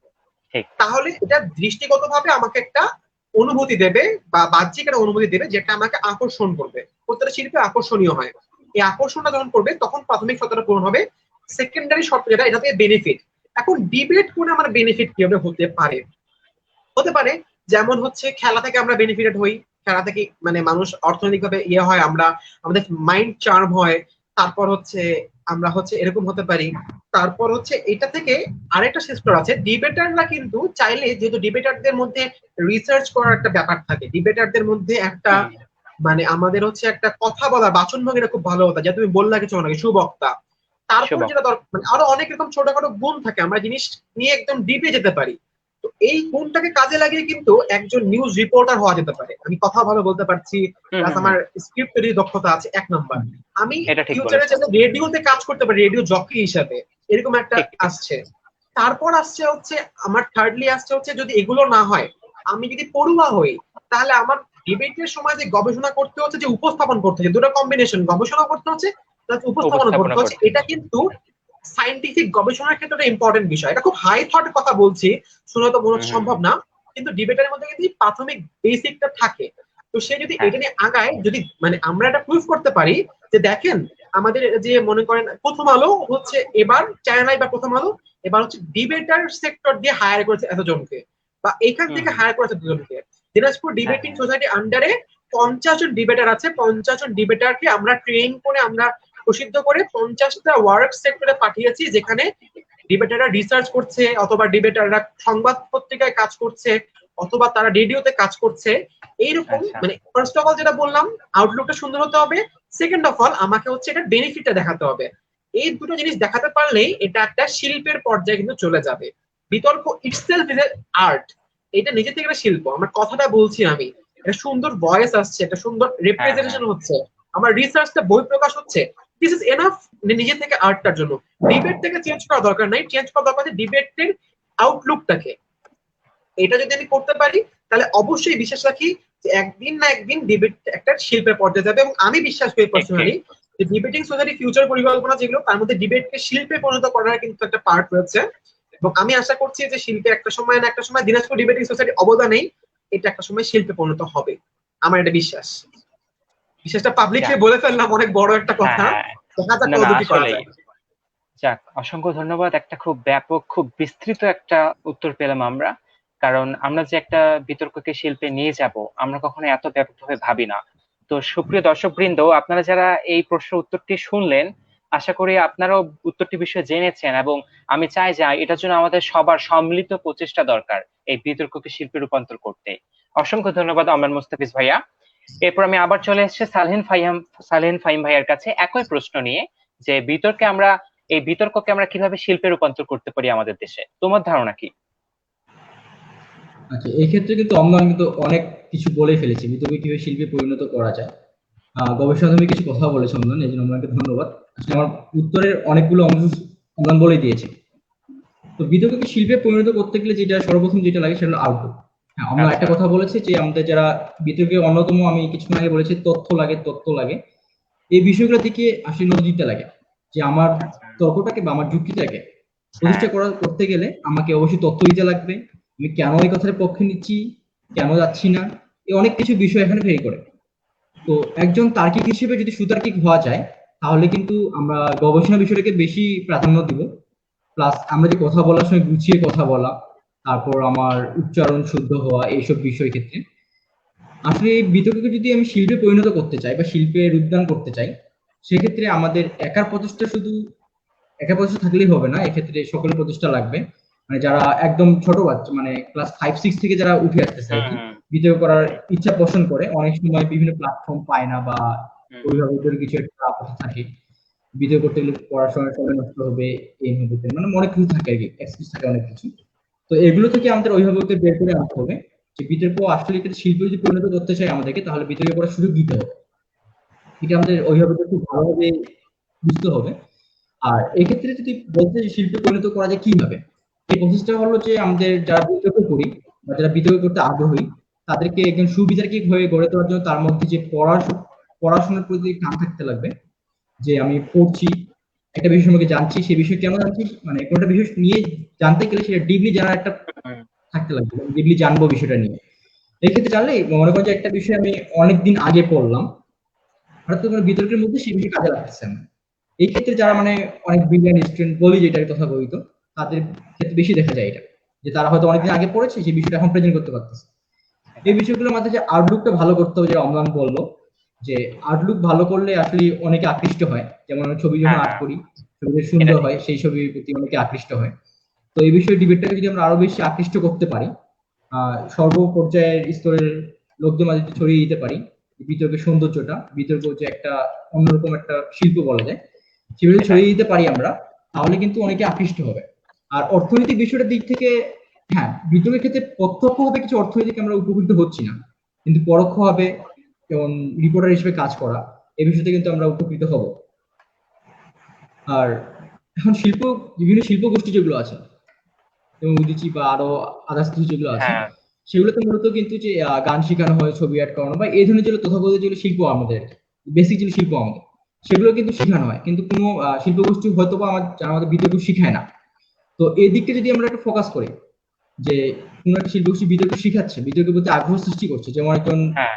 দেখা যায় যে কোনো একটা বাচ্চা 5-6 বছর বয়স হলে বাবা মা তাকে শিল্প গোষ্ঠীর কাছে নিয়ে গেল, হুম। নিয়ে যাওয়ার পর তাকে সেখানে আর্টে ভর্তি করে দিল বা গান শেখাতে ভর্তি করিয়ে দিল। সেরকম ভাবে যদি আমরা বিতর্ক শিল্পের পর্যায়ে নিয়ে যাই, তাহলে কিন্তু সেখানে বাবা মারা শুরুতে চাইবে যে আর্ট শেখার পাশাপাশি আমার সন্তানটা বিতর্কও শিখুক। কারণ তারা যদি দেখতেছে বিতর্কের মধ্যে একটা মানে অন্যরকম ভালো লাগা কাজ করে, বা বিতর্কের মধ্যে একটা নিজের পড়াশোনার প্রতি আগ্রহ বা কোনো কিছু গবেষণাধর্মী কাজ করার প্রতি একটা বিশেষ করে আগ্রহ সৃষ্টি হয়। এই হ্যাঁ। ক্ষেত্রে যে বিতর্ক শিল্প পর্যায়ে নিয়ে গেলে সে অভিভাবকরা আসলে উদ্বুদ্ধ হবে যে তাদের সন্তানকে বিতর্কে ক্লাসে ভর্তি করে দেয়, এই ধরনের কিছু একটা। তো আমাদের যেটা লক্ষ্য, যে অমন কিছুক্ষণ আগে যেটা বললো, যে দিনাজপুর ডিবেটিং সোসাইটি হাত ধরেই না হোক সেটা একটা শিল্প হয়ে যায়। সেটাই। আমরা যে এটা আমাদের সবার স্বপ্ন। সর্বোচ্চ দিয়ে প্রচেষ্টা করবো যে দিনাজপুর ডিবেটিং সোসাইটি থেকে আমরা সেই বিতর্কটাকে শিল্প পর্যায়ে নিয়ে যাওয়ার চেষ্টা করবো, এবং আশা করি আমাদের এই চেষ্টা সফল হবে।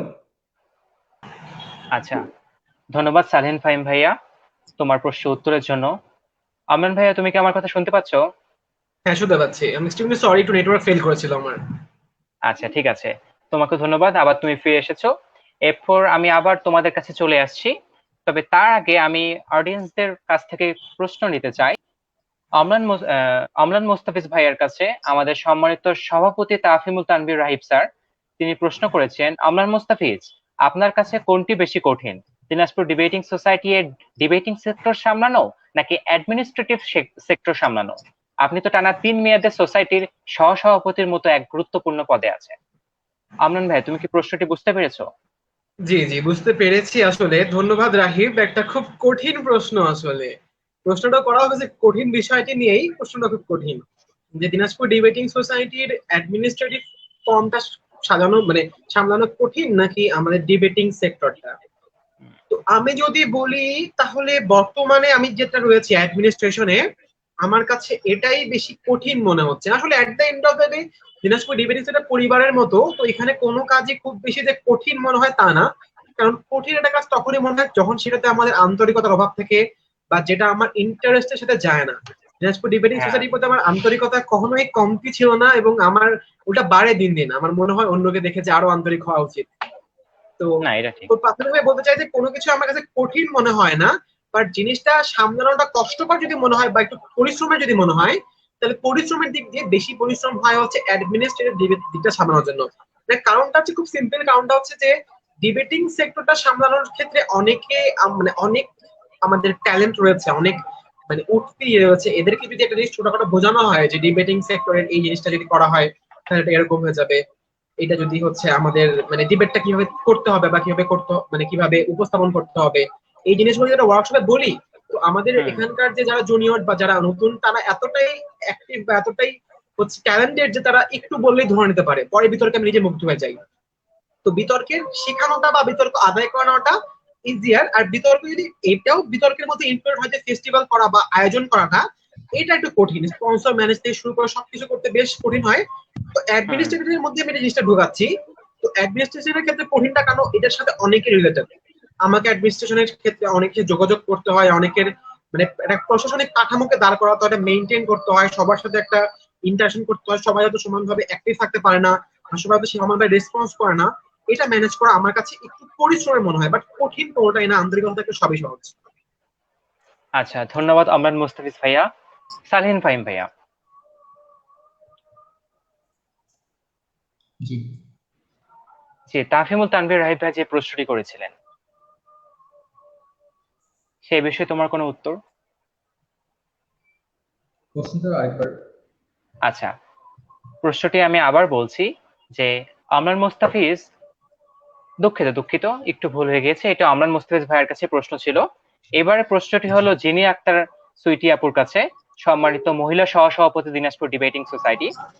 আপু প্রশ্ন করেছেন যে অমলান এবং সালহিন ফাহিম দুজনের কাছে জানতে চাই, বাবা মা বা পরিবারের বাহিরে কোন মানুষটিকে বা কোন ব্যক্তিত্বকে তারা অনুসরণ করে সামনে এগিয়ে যাচ্ছে, যাকে দেখে তারা অনুপ্রেরণা পায় বা যার পথ ধরে সামনে এগিয়ে যেতে চায়।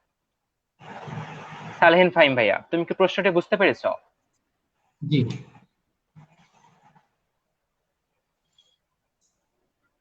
জি, তোমার কাছে এই প্রশ্নের উত্তর আশা করছি। জি। আর আসলে বাবা মা সবসময় অনুসরণীয় ব্যক্তি, প্রত্যেকটা ক্ষেত্রে বাবা মাকে অনুসরণ করি। পরিবারের বাইরে যদি বলতে চাই অনুসরণ করা, সেক্ষেত্রে আমাদের ফ্রেন্ডদের মধ্যে যদি বলি, ফ্রেন্ডদের মধ্যে অনুসরণ করার ক্ষেত্রে যারা ভালো, তার বিতর্কের দিক থেকে বলছি আমি, যে যেমন গাছপালা শান্ত, হ্যাঁ আমাদের বলা যায় যে অনেক ভালো বিতর্ক করে, এবং তার প্রত্যেকটা আমি বলি যে তার প্রত্যেকটি বিষয় সম্পর্কে অনেক গভীর জ্ঞান রাখে। এম গাছপালা শান্ত। তারপর বিভিন্ন বিতর্কে এইসব বিষয় দিয়ে যে অনুসরণ করার বিষয়টা, সেক্ষেত্রে আমি বলি যে আমি জাকির ভাইকে মোটামুটি অনুসরণ করি আর কি, জাকির ভাই। কারণ জাকির ভাইয়ের সাথে ক্লাস 6 থেকে একটা পরিচয় ভালোভাবে গড়ে ওঠে, কারণ ভাই আমার বাসার সাথে পুরো পাশাপাশি। তো সেক্ষেত্রে বিতর্কের দিক থেকে জাকির ভাইকে অনুসরণ করি অনেক ভাবে, মানে খুবভাবে জাকির ভাইকে অনুসরণ করা হয়। আর আদার সাইডগুলোর দিক থেকে আমি একজন আমার শিক্ষককে অনুসরণ করি, যিনি আমাকে ক্লাস 2 থেকে পড়াতেন। আচ্ছা, সেই শিক্ষককে আমি বাকি সব জায়গাকে অনুসরণ করি। এই ছিল আর কি। ধন্যবাদ সালেহন ফাহিম ভাইয়া। এবার একই প্রশ্ন আমরান মোস্তাফিজ ভাইয়ার কাছে। ভাইয়া, প্রশ্নটা কি তুমি আবার শুনতে চাও? প্রশ্নটা যদি আরেকবার স্ক্রিনে দেখানো হয়, আমি মাহিমকে অনুরোধ করছি যদি প্রশ্নটা আরেকবার। জি, এটাই।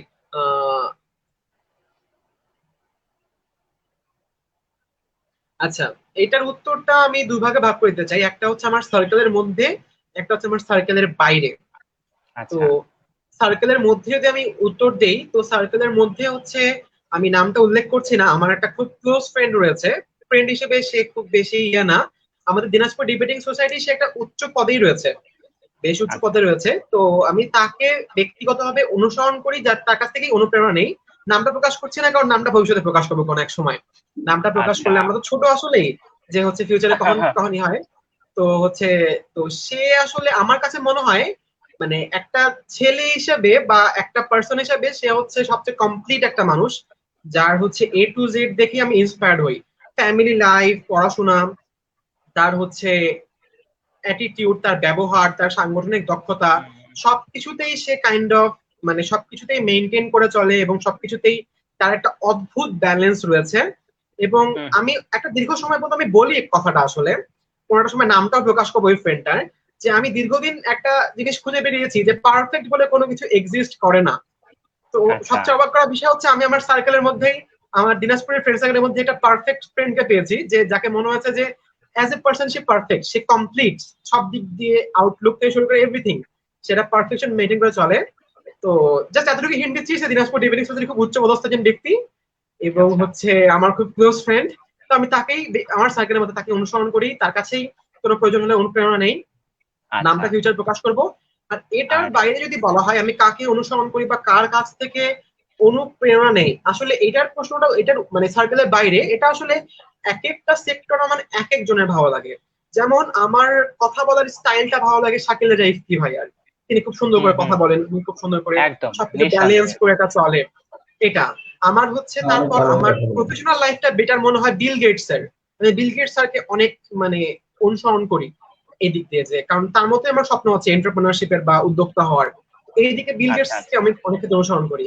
ব্যক্তিগত লাইফ বা সবকিছু হ্যান্ডেল করার জন্য আমি অনুসরণ করি শহীদ আল বুখারী মহাজাতক, একজন আমাদের, মানে তিনি হচ্ছে কোয়ান্টাম ফাউন্ডেশনের প্রতিষ্ঠাতা। তিনি হচ্ছে হুম, আসলে খুব বেশি পরিচিত না, পরিচিত মুখ না, কিন্তু আমি ব্যক্তিগত তাকে অনুসরণ করি।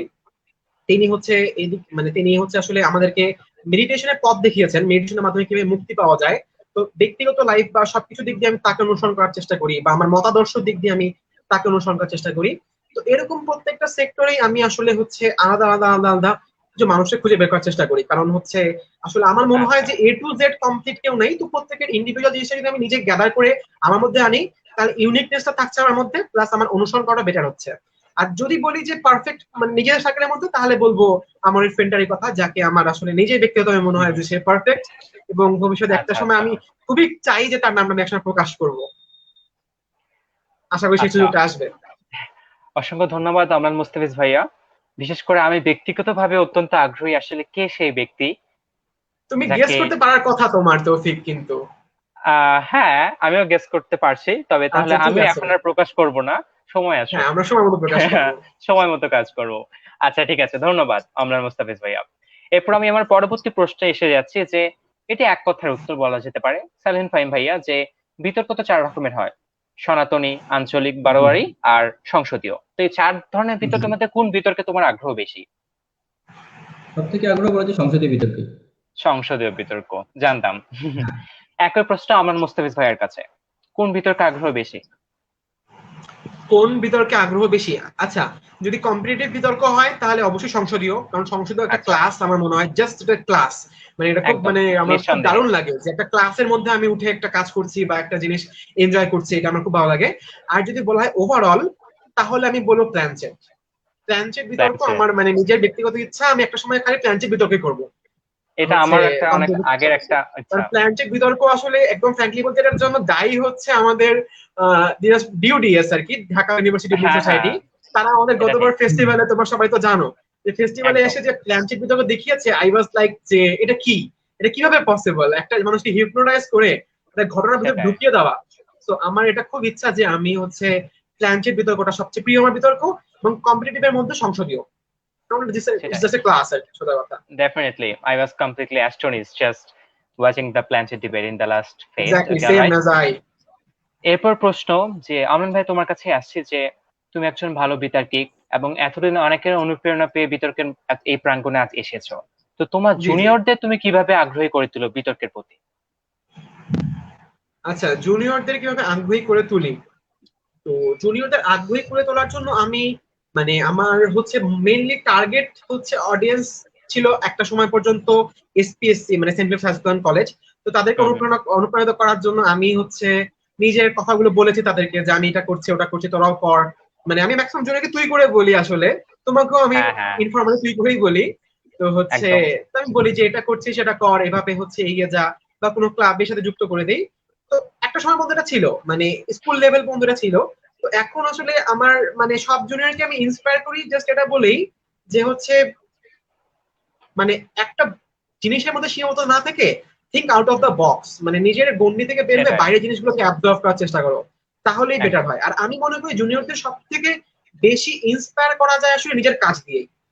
যদি আমি একটা ভালো কাজ করি, আমি যদি একটা মানে পজিটিভ ইমপ্রেশন রাখতে পারি আমার সোসাইটিতে, যদি আমার সবকিছু ওভারঅল মানুষ যদি ভালো বলে বা ভালো বুঝতে পারে, তাহলে তারা আপনি ইন্সপায়ার্ড হবে। এবং তখনই আসলে আমি বলতে পারবো যে আমি মানে আমার মানে আমার জুনিয়রদের ইন্সপিরেশন করার সবচেয়ে বড় হাতিয়ারটা কিন্তু ডিডিএসই।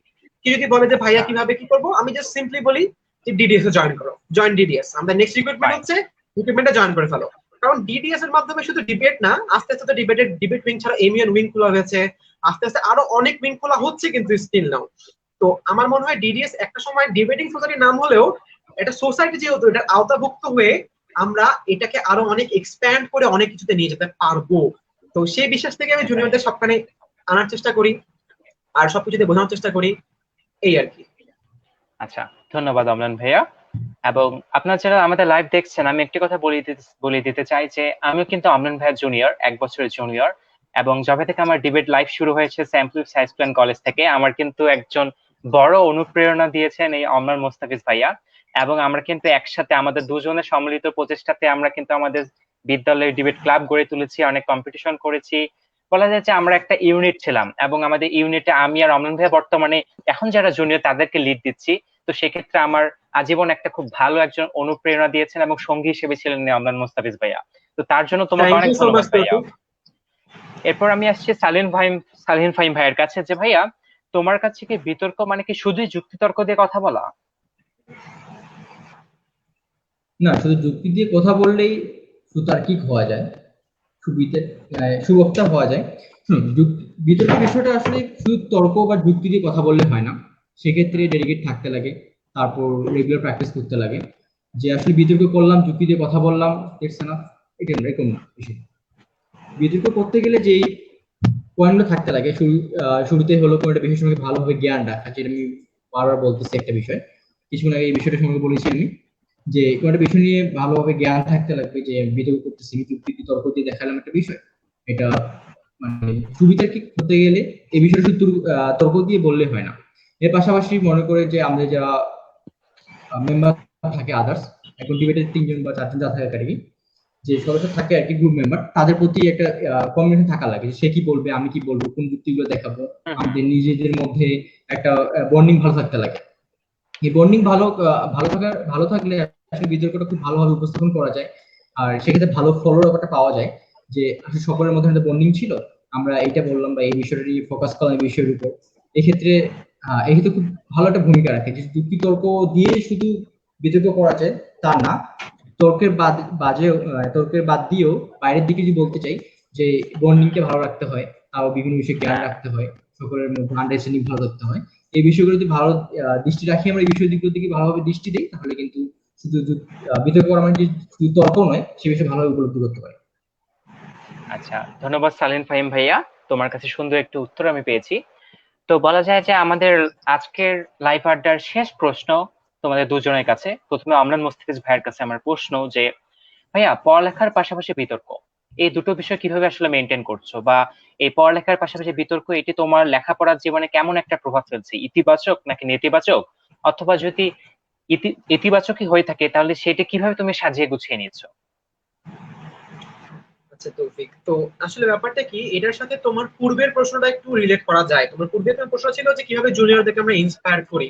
হ্যাঁ। তো জুনিয়রদেরকে কিন্তু ইন্সপায়ার করার জন্য তোমার মেইনলি যেটা দরকার হবে, তোমার এক্সট্রা কারিকুলার অ্যাক্টিভিটিস এর সাথে তোমাকে কিন্তু এই পড়াশোনার জিনিসটাকে কম্বাইন্ড করে নিতে হবে।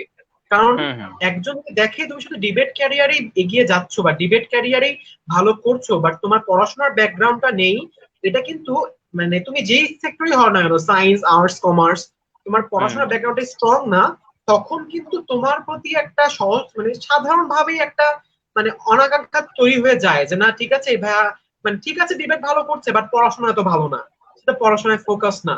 তো তখন কিন্তু সে মানে ইন্সপায়ার্ড হবে না, সে ওটা ভাববে যে না না না আমার পড়াশোনায় ভালো করা উচিত, ডিবেট করলে পড়াশোনা খারাপ হয়।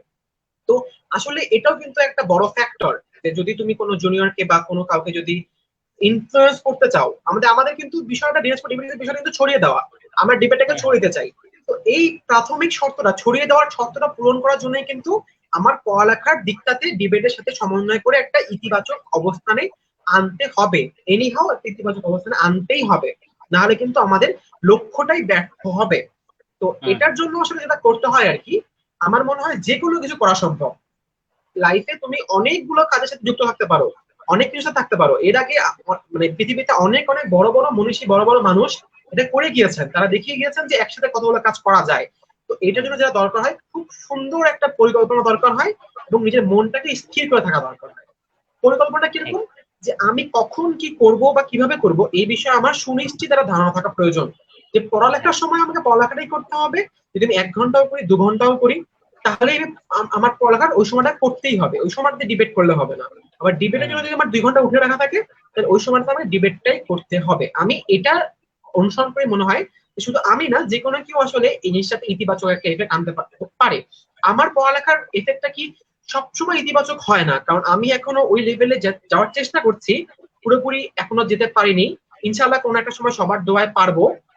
তো কিন্তু এটা আমি মানে বুঝতে পারছি যে প্যাচটা আসলে এরকম, একটা সুনির্দিষ্ট পরিকল্পনা থাকলে, আমি যদি জেনে রাখি যে আমার কি করা প্রয়োজন এবং কোন সময় কোনটা করা প্রয়োজন, এই ক্লিয়ার আইডিয়াটা, এবং সেই সাথে একটা ক্লিয়ার মাইন্ড, ফ্রেশ মাইন্ড নিয়ে থাকি, আমি মেডিটেশন করে একটা ফ্রেশ মাইন্ডে আসতে পারি, বা আমি হচ্ছে যোগা করে বা যে কোনো কিছু করে, প্রত্যেকের মেথডটা আলাদা, ব্রেন স্টর্মিং করে, তো সেটাই। এইভাবে যে রাখতে পারি, তাহলে আমার দ্বারা সব কাজ সম্ভব, যতগুলো কাজই হোক না কেন। তো এইটা ইনশাল্লাহ। মেনটেন করে একটা ইতিবাচকতা রাখা মাস্ট। পড়ালেখাটা অবশ্যই আগে। একটা কথা অনেকে বলে যে পড়ালেখা ইজ এ ওয়ান, আর বাকি সবকিছু এক্সট্রা কারিকুলার অ্যাক্টিভিটি হচ্ছে জিরো। জিরো। তোমার যদি রাইট। জিরোর সামনে একটা ওয়ান থাকে, তাহলে কিন্তু এটা 1000, 100, 1 কোটি এরকম একটা অনেক কিছু হতে পারে, বা শুধু জিরো কিন্তু কোনো দাম নেই। তো পড়ালেখার এই ওয়ানটাকে কিন্তু অবশ্যই ধরে রাখতে হবে, এবং ইতিবাচক থাকাটা মাস্ট। That's it. অসংখ্য ধন্যবাদ। খুব ভালো একটা বিস্তৃত ব্যাপক একটি উত্তর এলাম। এবার আমি আসছি সালহিন ফাহিম ভাইয়ের কাছে একই প্রশ্ন নিয়ে, যে পড়ালেখার পাশাপাশি বিতর্ক বিষয়টি কেমন প্রভাব ফেলছে তোমার জীবনে, বা এই বিষয়টিকে আমরা কিভাবে সাজিয়ে গুছিয়ে মেনে চলতে পারি? আচ্ছা, শুরুতে যেটা বলতে চাই যে পড়াশোনার মধ্যে আবদ্ধ থাকা একটা, এটা নিজের দুর্বলতা বলবো আমি। যে শুধু আমি আচ্ছা। সারাক্ষণ পড়াশোনাই করলাম, স্কুলের শুরু থেকে শেষ পর্যন্ত আমার এক রোল থাকলো বা 1 থেকে 5 এর মধ্যে রোল থাকলো, মানে টপ স্টুডেন্ট থাকলাম সবসময়। বাট আমার আদার যে কাজগুলো, পড়াশোনা বাদ দিয়ে বাকি কাজগুলো, সবার সাথে যোগাযোগ রক্ষা করা, ফ্রেন্ড সার্কেল ছোট রাখা, মানে দুইজন বা তিনজনের সাথে কথা বলতেছি, বাকির সাথে আমার একটা সম্পর্ক নাই আমার, বা আমি আদার যে কাজগুলো হচ্ছে নাচ গান কিছু পারি না, আমি শুধুমাত্র পড়াশোনাই করি। মানে হুম। একটা বইয়ের মধ্যে ডুবে থাকা, মানে যেটা আচ্ছা। মানে আমাদের সমাজে যেটা বলা হয় কি আতেল টাইপের একটা স্টুডেন্ট। আতেল। তো এই ধরনের করে আসলে এই ধরনের বিষয়টা থাকলে আহ ভবিষ্যতে সমস্যা হতে পারে, কারোর হুম সাথে যোগাযোগ রক্ষা করতে প্রবলেম হতে পারে আমার।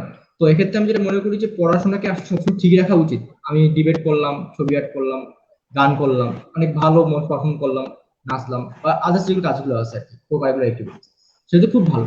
বাট আমি ক্লাসে কোনো করে ফেল করলাম, তো সেক্ষেত্রে আমার ফ্রেন্ড সার্কেলে বলি বা আমাদের ক্লাসের স্টুডেন্টে বলি, মানে খোটা দিয়ে বলবে, খুব তো ওই নাচের অনুষ্ঠানকে ফাটাই দিয়ে আসছে, খুব তো গান গায়ে আসলাম, তুই হুম। পরীক্ষাতে পাস করতে পারলাম না। তো এগুলো আর কি বলবেই। তো এই ক্ষেত্রে যে বলতে চাই, জুনিয়ররা এক্ষেত্রে বললে ভাইয়া খুবই তুমি ভালো আর্ট করতে পারো, খুবই ভালো গান গাইতে পারো, কিন্তু পড়াশোনা ভালো করো না কেন? বা সেটাই। গার্ডিয়ানদের বা আব্বু আম্মুদের ফ্রেন্ডরাও কিছু বলবে যে এই তুই করতেছ কিন্তু পড়াশোনা ঠিক রাখো না কেন? তো এই বিষয়টা থেকে কেউ আবার অনুসরণ করবো না, এই যদি এই ধরনের কাজ করতে চাই, যে পড়াশোনা ঠিক না রাখে বাকিগুলো করতে গেলাম। তো এক্ষেত্রে প্রথম যেটা ফোকাস করতে চাই সেটা হলো পড়াশোনা অবশ্যই করতে হবে, পড়াশোনার নিজেকে ঠিক রাখতে হবে। যখন পড়বো তো পুরো টাইমটাই পড়বো আমি। আর পড়াশোনার বাদে আদার্স যে কাজগুলো আছে, মনে করো যে আমার পরিকল্পনা থাকবে একটা, যেটা অনলাইন যে পরিকল্পনা একদম মাস্ট প্রত্যেকের ক্ষেত্রে, যে দিনের শুরুতেই বা আগের দিন ঘুমানোর আগে পরিকল্পনা করে নিলাম যে তারপরে দিন আমি সকাল থেকে কি কি করবো না করবো, কতক্ষণ করবো, বাকি কোন কাজে কতটুকু সময় ব্যয় করবো, এইসব বিষয় নিয়ে আমাদের আগে থেকে ধারণা থাকা উচিত। বা আমি মনে করি যে ডায়েরিতে লিখে রাখা উচিত আমাদের, কালকে আমি কি কি করবো, কোন কয়টা থেকে কয়টা পর্যন্ত এই কাজটা করবো। তো এই পড়াশোনা বিষয় ঠিক রেখে বাকি কাজগুলোর দিকে যদি সময় স্পেন্ড করি আমি, সেক্ষেত্রে আমার ক্ষেত্রে এটা ভালো হবে যে এই পড়াশোনা ঠিক রাখলাম, বাকি দিক থেকে আমি দক্ষ হয়ে উঠতেছি। একবার যে কিছু সময় পর বা কিছু বছর পর আমি এটা ভালো একটা ফল পাবো, এটা আউটকাম ভালো পাবো, এটা আমি যে পড়াশোনা করতেছি, পড়াশোনার পাশাপাশি আমি এই কাজটা করছি, এটার ভালো ফল পাচ্ছি। তো এক্ষেত্রে আমি বলবো যে পড়াশোনা অবশ্যই পড়াশোনা করতেই হবে, পড়াশোনার মেইন ফোকাস পড়াশোনা রাখতে হবে। পাশাপাশি যে কাজটা করতেছি আমি সেই কাজের প্রতি ভালো একদম ডিটারমিন থাকতে লাগবে, যে কাজ করতেছি ডেডিকেট থাকতে লাগবে, যে আমি এই আচ্ছা। কাজটা করছি, এই কাজটা অবশ্যই ভালো একটা পর্যায়ে নিয়ে যাবো, পরিকল্পনা হচ্ছে আগাবো। তো ফাইনালি এটাই বলা যায়, পড়াশোনার পাশাপাশি যে আমরা যে কাজগুলো করবো সেগুলো পরিকল্পনা ওয়াইজ করবো, যে কিভাবে আমি কাজগুলো সামনে নিয়ে এগিয়ে নিয়ে যাবো, আমার ভবিষ্যৎ পরিকল্পনা কি, আমি কি করছি, এই বিষয়গুলো ভালো দৃষ্টি রাখতে হবে। যদি আমরা এইভাবে সামনে দিয়ে এগিয়ে যেতে পারি তাহলে আমি মনে করি যে we will be successful। অসংখ্য ধন্যবাদ আমার মুস্তাফিজ ভাইয়া এবং সালহিন ফাহিম ভাইয়া। সুপ্রিয় দর্শকবৃন্দ, আপনারা এতক্ষণ ধরে আমাদের এই লাইভ আড্ডার সাথে ছিলেন। আমাদের অমরান মুস্তাফিজ ভাইয়া এবং সালেহিন ফাহিম ভাইয়া আমাদের সাথে ছিল। অনেকগুলো প্রশ্ন তাদের করা হয়েছে, তারা তাদের যথাযথ উত্তর দিয়েছে এবং আশা করি এর মাধ্যমে আপনারা অনেক কিছু শিখতে পেরেছেন, জানতে পেরেছেন এবং আপনাদেরও মনে অনেক স্বপ্ন জাগছে যে বিতর্ক নিয়ে কিছু একটা করার। এবং শুধু বিতর্ক নয়, জীবনে আরো স্বপ্ন থাকবে, আরো অনেক কিছু করব এবং বিতর্ককে একটা শিল্পে রূপান্তর করে নিয়ে যাব। এবং ব্যক্তিগতভাবে আমিও ঠিক একই কথাই বলবো, যে আমার শেষ প্রশ্ন যেটি ছিল যে যে পড়ালেখা মাস্ট, এর পাশাপাশি আপনি বিতর্ক করছেন, গান করছেন, নাচ করছেন, সবই করুন। সবগুলোকে সম্মিলিতভাবে যখন কিছু একটা করবেন, তখন কিন্তু মহৎ সৃষ্টি একটা সম্ভব। আর জীবনে অনেকে অনেক কথাই বলবে, কেউ আপনাকে খোঁটা দিয়ে কথা বলবে, কেউ আপনাকে অনুপ্রেরণা দিবে। তো আপনি সব দুটোই ধারণ করবেন, কিন্তু দুটোই পজিটিভলি নিবেন। যে আপনাকে অনুপ্রেরণা দিল, আপনি সেটিকে কাজে লাগিয়ে আরো বড় কিছু করার চেষ্টা করবেন। আর যে আপনাকে খোঁটা দিল, আপনি চেষ্টা করবেন তার কথাটাকে ভবিষ্যতে ভুল প্রমাণিত করার। এভাবে আশা করি আমরা জীবনে আরো এগিয়ে যেতে পারবো। তো সম্মানিত দর্শকবৃন্দ, আপনাদেরকে অসংখ্য ধন্যবাদ এতক্ষণ আমাদের লাইভ আড্ডার সাথে ছিলেন। আজ অনেক গল্প হলো, মজা হলো। এবং পরিশেষে আমরান মোস্তাফিজ ভাইয়া এবং সালিন ভাইম ভাইয়া, অসংখ্য ধন্যবাদ তোমাদের আজকে আমাদের এই লাইভ আড্ডাটিকে সাফল্য মণ্ডিত করার জন্য। আমি খুব ভালো লাগছে আজকে তোমাদের সাথে এত মন খুলে গল্প করতে পেরেছি। এবং যারা দর্শক যারা দেখলেন, আপনাদেরকেও ধন্যবাদ, আপনারা এতক্ষণ আমাদের সাথে কোঅপারেট করেছেন, আমাদের অনুষ্ঠানটি দেখেছেন। তো আজকের মতো লাইভ আমরা এখানে শেষ করতে যাচ্ছি। পরবর্তীতে আবারও লাইভ হবে আমাদের, আরো নতুন নতুন গেস্ট আসবে, তাদের সাথে আরো নতুন নতুন গল্প হবে, সবার জীবনে গল্প শুনবো, বিতর্ক নিয়ে কথা হবে, বিতর্ককে নিয়ে এগিয়ে যাব। দিনাজপুর ডিবেটিং সোসাইটিকে আমরা সফলতার সর্বোচ্চ দ্বারে আমরা দেখতে চাই, একটা ভালো পর্যায়ে নিয়ে যেতে চাই। এটা আমাদের সকলেরই একটা স্বপ্ন, একটি ইচ্ছা, একটা বড় টার্গেট জীবনের। তাই সবাই ভালো থাকবেন, সুস্থ থাকবেন। আমি মোহাম্মদ তৌফিক আলী আজকে আমাদের দিনাজপুর ডিবেটিং সোসাইটি লাইভ আড্ডা এখানে শেষ করছি। আসসালামু আলাইকুম। অসংখ্য ধন্যবাদ তৌফিককে, সকলকে ধন্যবাদ। আসসালামু আলাইকুম। ওয়ালাইকুম আসসালাম। সবাইকে ধন্যবাদ জানাই, তবে তোমাকে স্পেশাল খুবই ধন্যবাদ। Thank you. তোমাকেও ধন্যবাদ।